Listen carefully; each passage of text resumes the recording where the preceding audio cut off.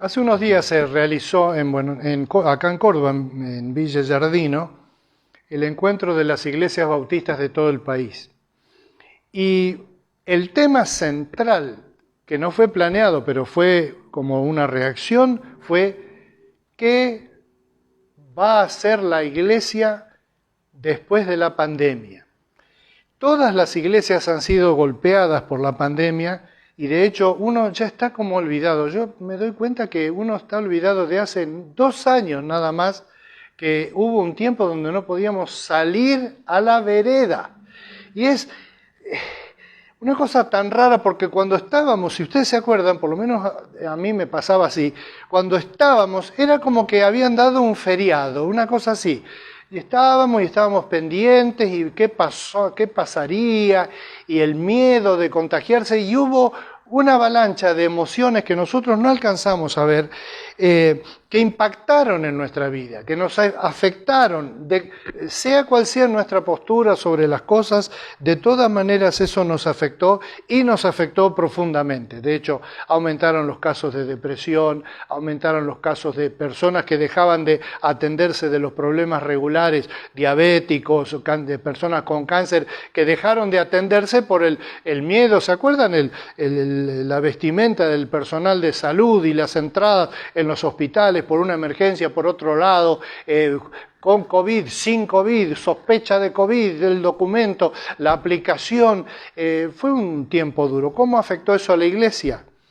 La afectó de distintas maneras. Primero, que después de la prohibición de la asistencia, así nacieron los TIPS en nuestra iglesia, y de los TIPS el año pasado nació esta iglesia que estamos fundando ahora, que estamos empezando a hacer funcionar nosotros no hacemos funcionar la iglesia, no hacemos funcionar la computadora, no hace funcionar la iglesia, pero este proyecto de esta iglesia nuestra aquí, Punto de Encuentro en Carlos Paz, es un proyecto que nació como un lado bueno del lado malo que fue la pandemia. Muchos creyentes, después de que se pudo empezar a ir, ¿se acuerdan las burbujas al principio? ¿Se acuerdan? Hemos pasado por tantas cosas en un par de años que parece que tenemos 500 años cada uno. Y han pasado muchas cosas durante ese tiempo, y ahora que las puertas se pueden abrir de vuelta, hay una estadística de Estados Unidos, pero no es irrazonable pensar que en el resto del mundo es así, donde más o menos de cada 10 creyentes, 6 están volviendo, 4 no están volviendo. De los 4, 2 no están yendo a ningún lado, 1 está yendo a otra iglesia porque en ese interín fue conociendo por internet otra iglesia, encontró una que le quedaba más cerca, más linda, más no sé qué, y se fue a esa otra iglesia, y otra persona directamente está perdida en la nebulosa así. Entonces las iglesias están pensando, ¿cómo recuperamos nuestra membresía, nuestra normalidad, la vida normal? ¿Cómo hacemos para tener esas personas que las extrañamos, las queremos ver? Hubo una generación de un montón de emociones, de extrañeza, de celos. Decía el pastor Ruiz en esa convención, los pastores teníamos celos de que los hermanos de nuestra iglesia estaban viendo a otro pastor, lo seguían por internet, y estábamos celosos, y teníamos problemas de decir, bueno, ¿qué es lo que pasa? Que la gente en su comodidad no ama al Señor, y hemos reprochado, y se nos ha enseñado tantas veces, que todavía no lo hacemos, de no reprochar a las personas que están mirando por los medios el culto. No son malos y por eso no vienen al culto.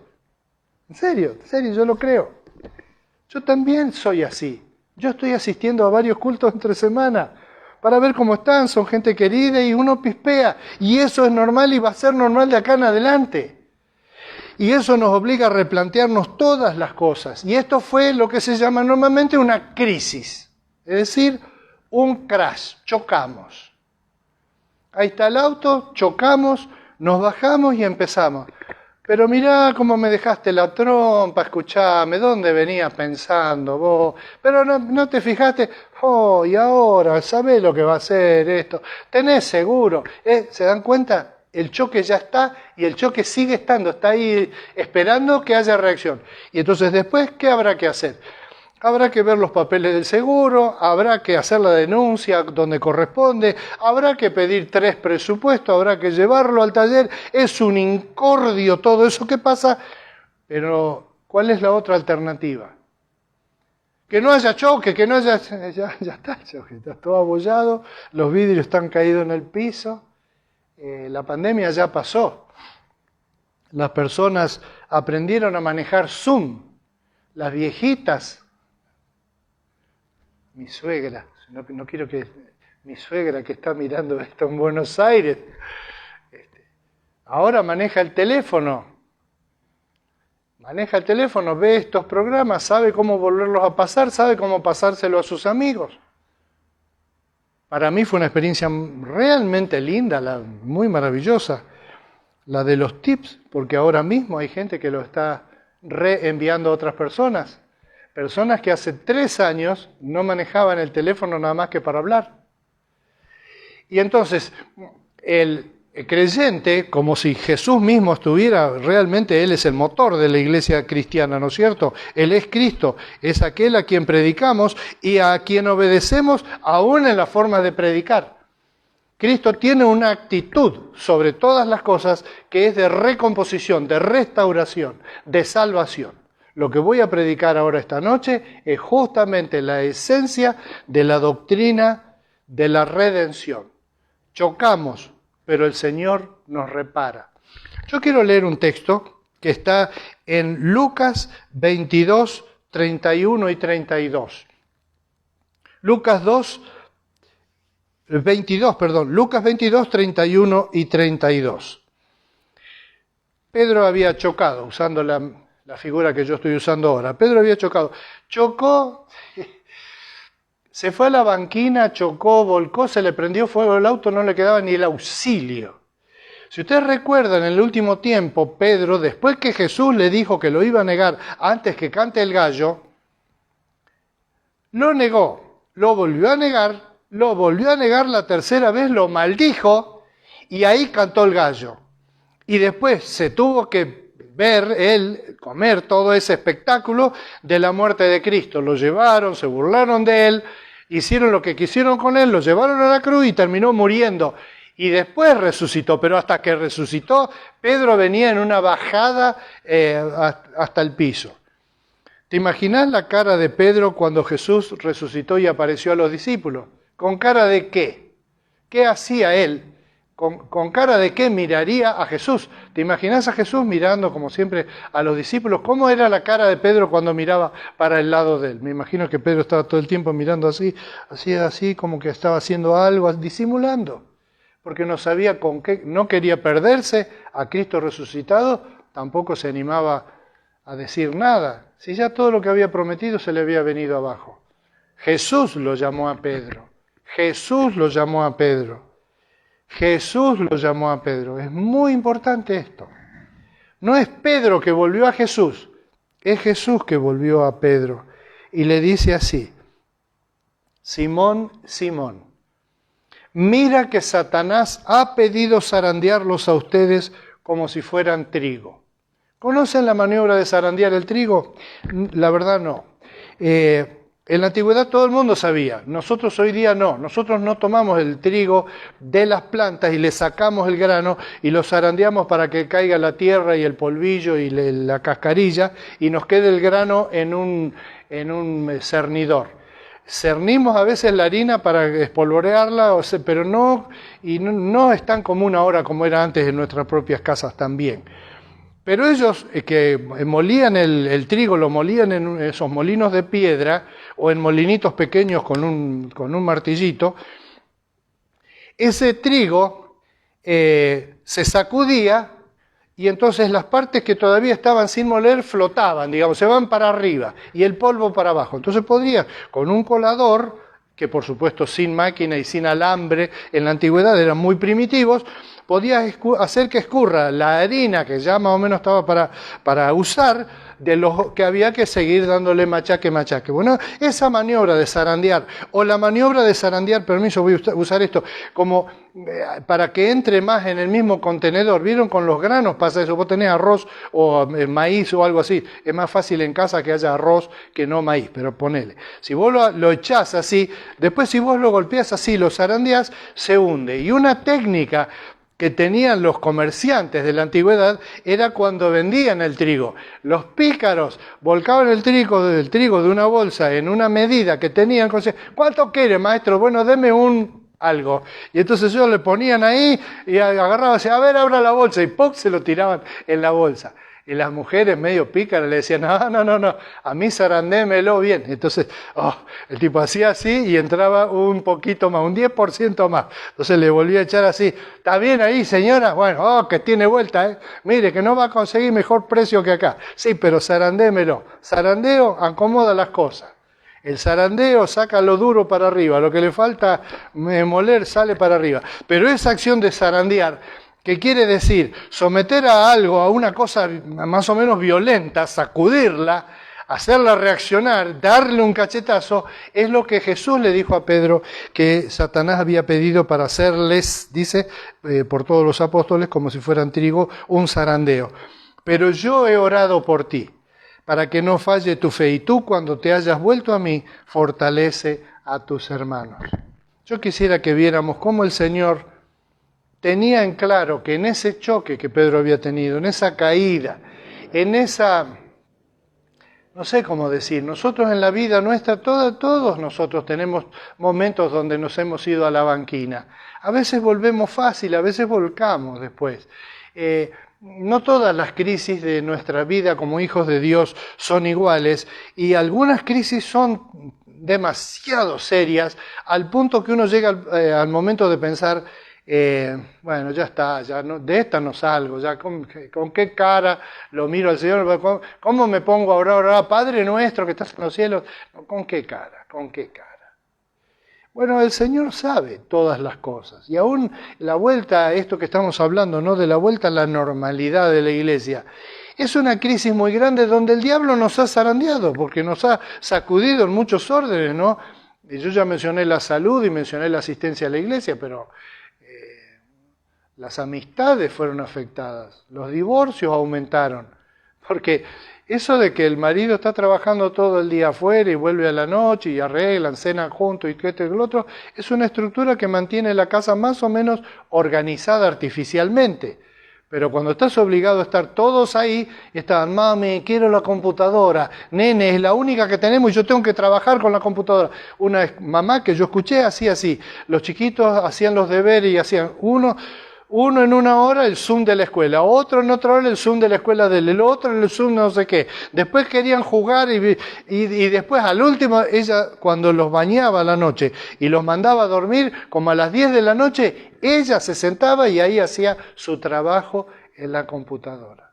Era para volverse loco. Y de hecho mucha gente se volvió loca en el sentido de ha tenido alteraciones en su cabeza, en su vida familiar, en su vida laboral.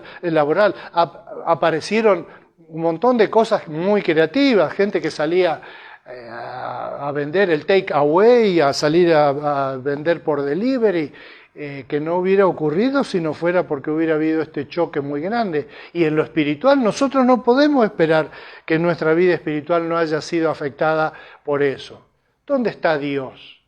Ahora que lo necesitamos, resulta que Dios murió fulano de tal, 150.000 muertos hubo en el país. Es verdaderamente un verdadero desastre.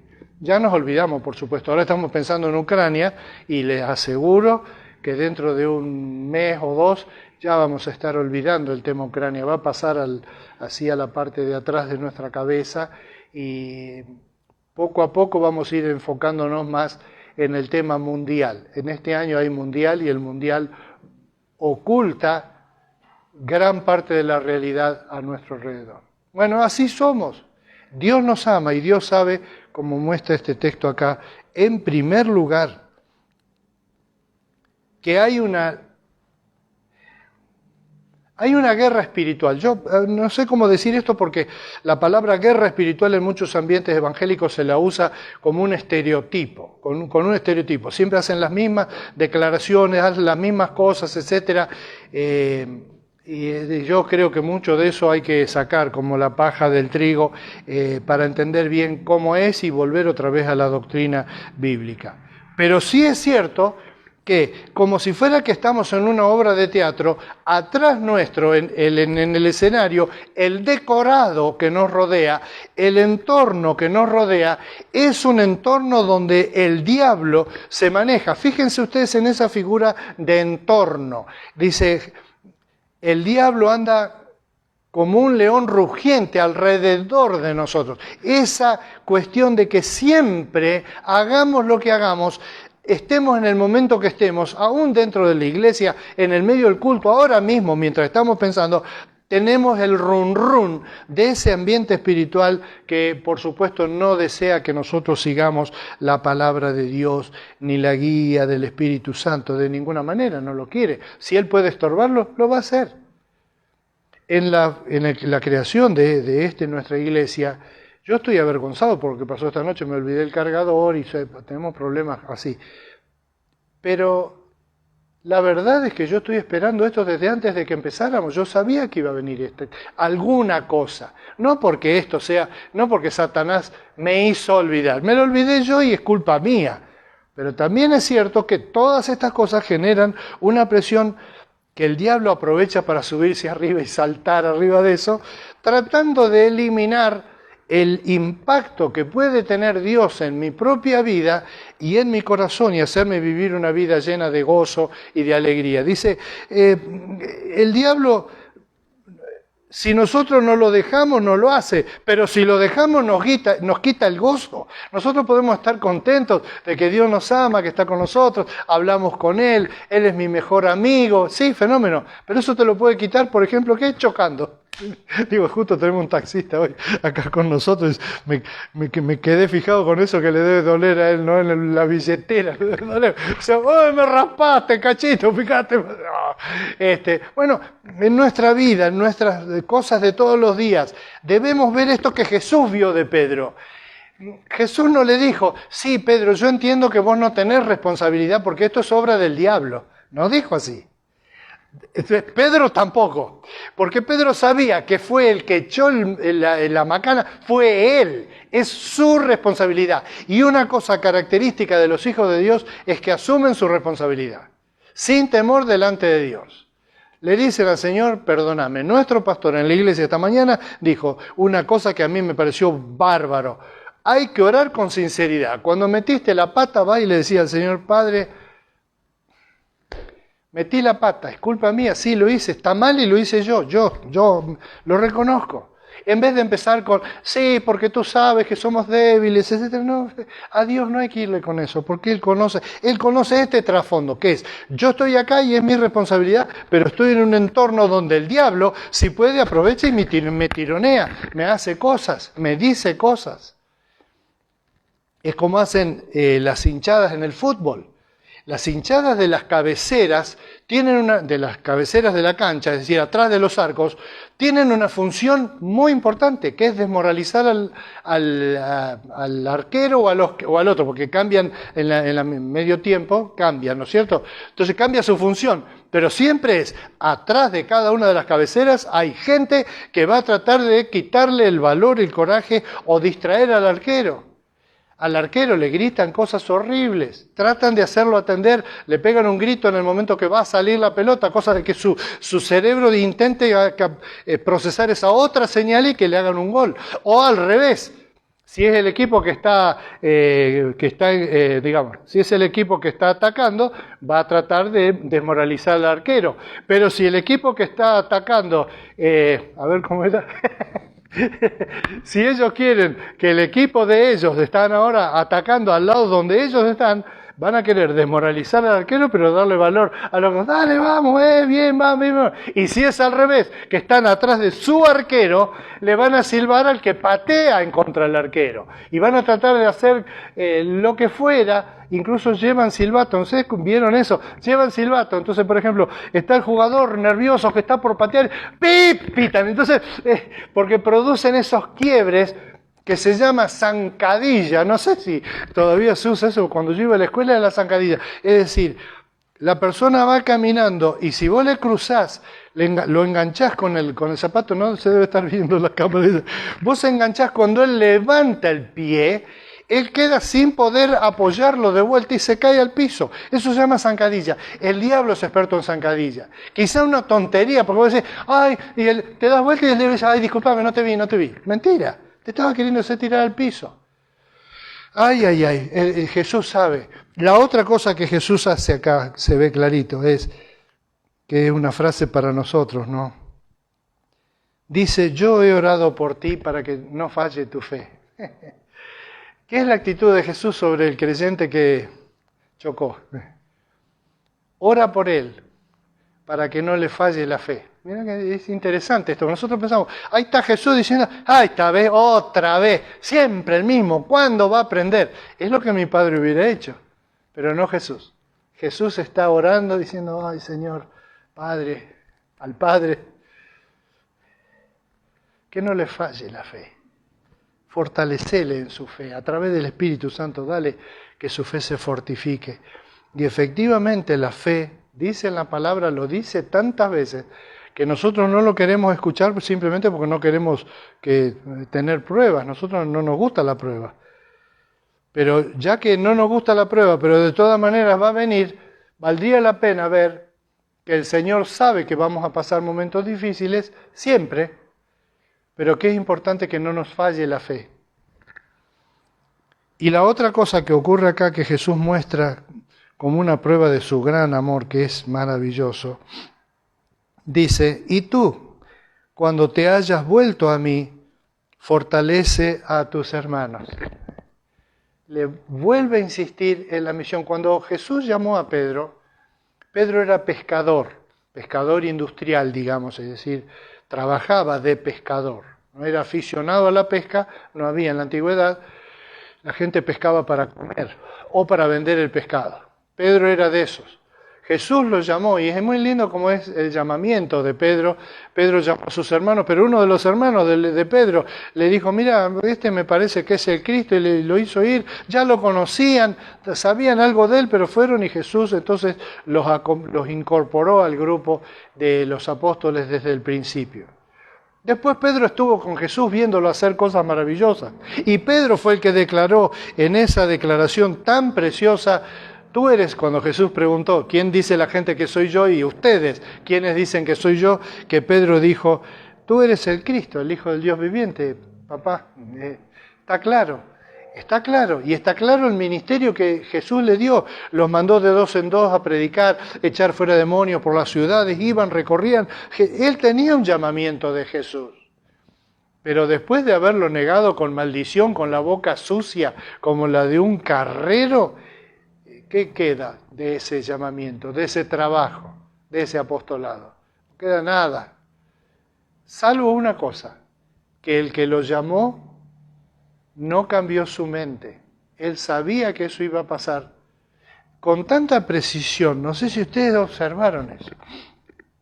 Jesús sabía con tanta precisión que dicen los evangelios que Jesús le dijo a Pedro, cuando le dijo, no, aunque todos te negaren, yo no te negaré, Jesús le dijo a Pedro, Pedro, esta noche, antes que el gallo cante, 2 veces me negarás 3 veces. Con números precisos, con fecha y hora precisos, Jesús le anticipó, con todo lo que tenía que hacer Jesús en ese momento, le anticipó a Pedro, antes que el gallo cante 2 veces, tú me negarás 3 veces.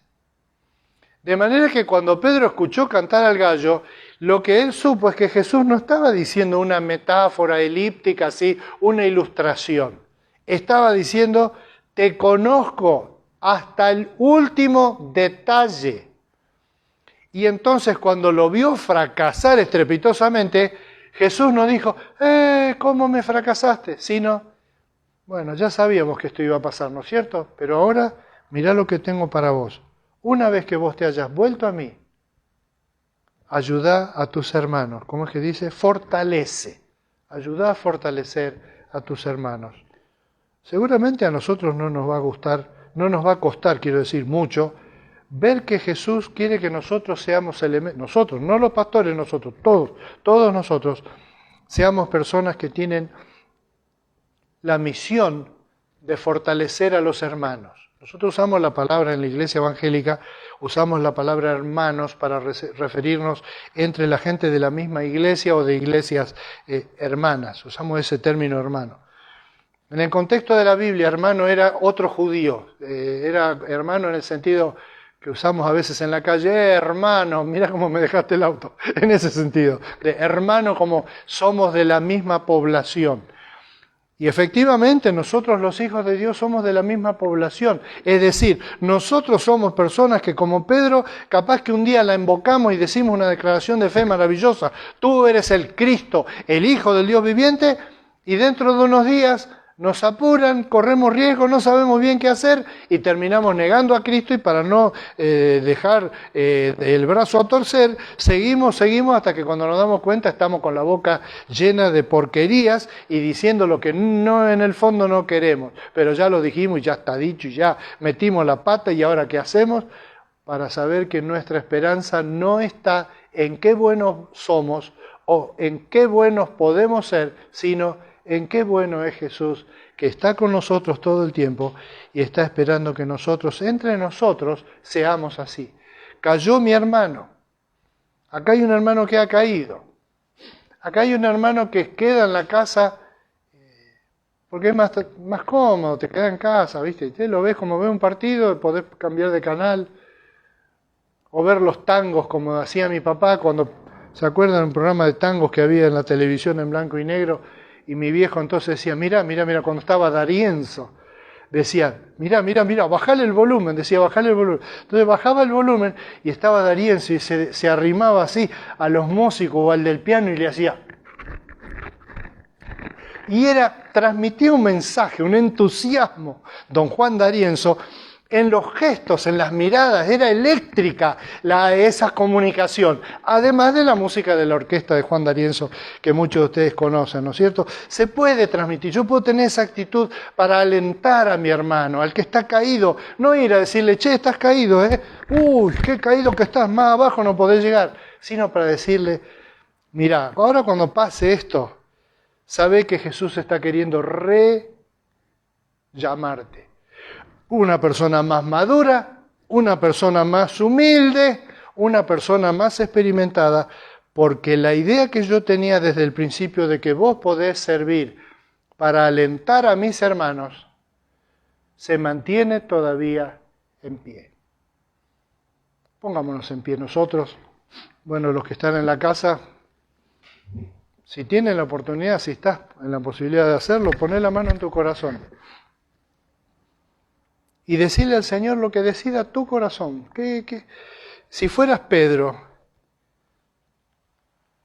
que en este relatito tan cortito no habla Pedro, ¿se vieron eso? ¿Vieron eso? No hay una declaración nueva de Pedro. Pedro ya no quería ni saludar, no quería hablar. Pero no importa a veces qué es lo que hablamos, sino qué es lo que hay en nuestro corazón. ¿Hemos caído? ¿Estamos caídos ahora en este mismo momento? Quizá no. Ojalá no, la mayoría probablemente no. Estamos saliendo, gracias a Dios. Le hemos dicho al Señor, gracias porque ahora estamos saliendo de la pandemia. Bien. Muchos nos hemos olvidado de dar gracias porque apareció una vacuna, porque las personas se enferman ahora sin tanta gravedad, porque los muertos han disminuido en cantidad. Gracias, Señor, gracias. Gracias por eso. Y gracias anticipadamente porque con el tiempo la guerra en Ucrania va a pasar. Ya hay muertos y ya hay edificios destruidos, pero van a salir a flote.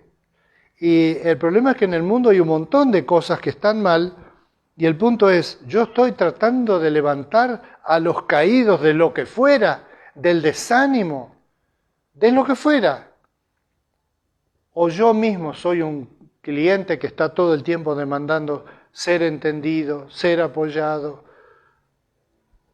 Quizás debemos en este momento entregar nuestro corazón para servir a los demás en un acto de generosidad que haga que no importa cómo me siento yo pueda servir para que otros se sientan mejor. Y con esto nos despedimos, ¿está bien? Con todos los líos que pasó. ¿Querrías seguir participando en esta iglesia? Digo porque podés ayudarme a mí, entonces a Mónica. Y eso apreciamos realmente de corazón, porque así como Pedro pudo ir a sus hermanos apóstoles, lean, bueno, no los voy a mandar a leer, pero si ven en las cartas del apóstol Pedro, verán que el apóstol Pedro tenía esa actitud de ayudar a los demás, de darles ánimo, de decirles, no te quedes de rodillas, en lo espiritual especialmente, ¿no? Fíjate, mirá la utilidad que vos podés traer, podés ser de bendición para alguien, podés participar en el reino, podés pararte en la brecha, es una figura de la Biblia, está la ciudad fortificada y de repente derrumbaron una parte de la pared. Bueno, y ahí se te va a meter todo el enemigo. No, va a haber un par de tipos que se van a plantar ahí y van a defender y decir, acá no pasarán, no pasarán, no pasarán, no, acá no pasarán, no pasarán. Y vos decís, lo van a terminar matando. Sí, pero no pasarán. Pero no pasará. Es lo que está pasando ahora de paso ahí en Ucrania, ¿no? Que de repente se están encontrando con que personas que estudian abogacía o personas que están estudiando ciencias económicas se quedaron en Ucrania pudiendo irse. Bueno, algunos, los jóvenes no se pueden ir porque están retenidos. Se han estado preparando un tiempo para decir, si hubiera un ataque a nuestras poblaciones, acá no pasarán, pero lo van a matar, pero no pasarán.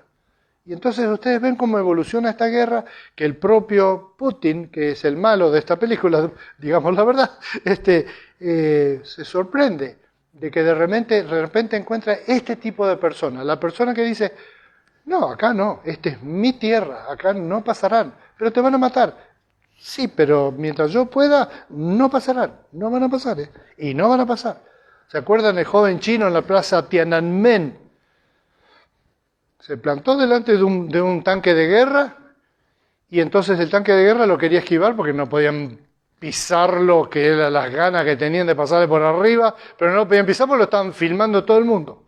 Entonces el del tanque hacía un poquito para un costado y el muchacho se corría y se ponía adelante. Y la figura de ese joven en la plaza Tiananmen en Beijing, creo que es eso, es una imagen de... Sí, está bien, el tanque es grande y me puede pisar, pero yo en el nombre de lo que sea estoy parado acá y no pasarán. No pasarán, como dice la canción. Padre, no sé cómo decirte que podemos, que queremos, que tenemos esa disposición de entregar nuestra vida, nuestro futuro, nuestro entusiasmo, nuestras capacidades, nuestro lo que sea, para estar en el lugar donde vos quieras que estemos. Y te pedimos aún sabiduría para saber, yo quiero que vos estés acá, decinos, Padre. Yo quiero estar en el lugar donde vos me pones, no en otros, no en un lugar donde a mí me parece, en el lugar donde a vos te parece. Y acá estoy dispuesto a estar en el lugar donde a vos te parece. Tenemos tantos ejemplos en Jesús que realmente nos abruma eso. Así que yo te pido perdón por la responsabilidad mía en los errores que hemos tenido recién y pido perdón delante tuyo, Padre, porque es terrible que estés usando siervos con tan poca capacidad. Pero vos elegiste, así que ahora, Padre, no sé cómo nos vas a sacar adelante de esto, vos lo vas a lograr sin duda. Y te damos gracias, estamos contentos como Pedro, porque Pedro cuando vio que vos te acercabas, debe haber tenido miedo, pero cuando vos le hablaste, tuvo paz. Por eso te alabamos en el nombre de ese Jesús que es así y lo será por los siglos de los siglos. Amén.